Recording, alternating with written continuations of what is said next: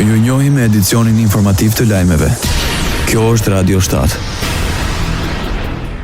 Bashkia e Vlorës apelon për kujdes të shtuar gjatë së premtes pasi sipas parashikimeve meteorologjike territori i bashkisë mund të përfshihet nga reshje intensive, stuhi lokale dhe ere fort. Qytetarëve dhe vizitorëve u kërkohet të shmangin lëvizjet e panevojshme, të mos qëndrojnë pranë pemëve apo strukturave të pasigurta, si dhe të tregojnë kujdes maksimal në plazhe dhe në det. Bashkia bën thirrje gjithashtu të mos ndizen zjarre në ambiente të hapura, pyje, kullota apo pranë bimësisë së thatë, ndërsa qytetarët ftohen të njoftojnë shërbimet e emergjencës për çdo situatë që mund të paraqesë rrezik.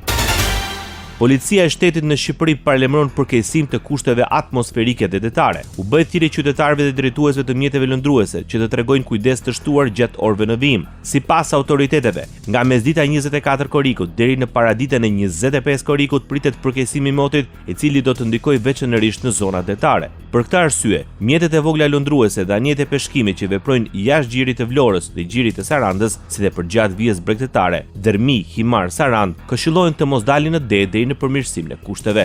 Policia u ka bërë thirrje kapitenëve dhe drejtuesve të mjeteve lëndruese të shmangen çdo lundrim që mund të rrezikojë jetën e tyre, të ekuipazhit apo të pasagjerëve, duke respektuar udhëzimet e autoriteteve përgjegjëse, ndërkohë paralajmërimi vlen dhe për përdoruesit e rrugëve pasi rreshjet dhe moti i paqëndrueshëm mund të vështirësojë qarkullimin. Radio 7, zëri pozitiv i qytetit. Ushtruesit e tyre së presidentit Albulena Axhiu pritet të caktoj datën për mbajtjen e seancës konstituive të legjislaturës së re. Ushtruesja e detyrës pritet të mbajë një konferencë për media në kabinetin e presidentes. Më herët Axhiu kishte deklaruar se data zyrtare e seancës konstituive pritet të mbahet në javën e parë të muajit gusht, ndërsa vjojnë thirrje të arrihet një marrëveshje për çështjen e presidentit të Republikës. Ministri i Punëve të Brendshme i Maqedonisë së Veriut Pançe Toshkovski paralajmëroi se të gjithë personat e përfshirë në rastin me ujë të pishëm në Gostivar do të mbajnë përgjegjësi ligjore nëse konstatohet shkelje e ligjit ose mosveprim brenda kompetencave të tyre. Ai njoftoi se deri më tani janë marrë në pyetje disa persona dhe hetimi po zgjerohet. Ndërkohë kryetari i Gostivarit Valbon Limani tha se situata në qytet po qetësohet si në aspektin epidemiologjik, ashtu dhe në furnizimin me ujë. Ai bëri të ditur se komunaleci i Gostivarit po bashkëpunon me ekipe dhe ekspert nga ndërmarrja ujësillësit të Shkupit për normalizimin e gjendjes. Kryetari Çajerit Izet Mexhiti tha se në përballim në situatës në Gostivar kanë reaguar si pushteti qendror ashtu dhe komunat, duke ofruar ujë, shërbime dhe mbështetje profesionale pa dallime politike apo etnike. Bota.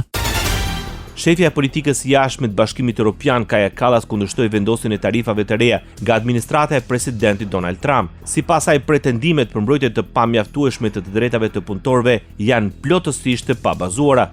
The argumentation behind that it's forced labor, sorry, but you can't say that for European Union. If you compare our labor laws to the ones of United States, people have paid vacations, we have very good labor conditions for our employees, so it's not really grounded. Nuk mund ta thuash këtë për Bashkimin Evropian nëse krahason legjislacionin ton me të punës në Shtetet e Bashkuara të Amerikës, ne kemi pushime të paguara dhe kushte shumë të mira pune. Akuzat të tilla janë të pabaza, tha Kaja Kallas për Reuters në samitin e mbajtur në Manila. SBA kanë vendosur tarifa prej 10 deri në 12.5% për mallrat nga 60 partner tregtar përfshir Bashkimin Evropian, duke filluar nga sot me arsyetimin se disa vende nuk po e zbatojnë ndalimin e punës së detyruar në mënyrë të rrept. Ndoqët lajmet shkurt në Radio 7, zëri pozitiv i qytetit.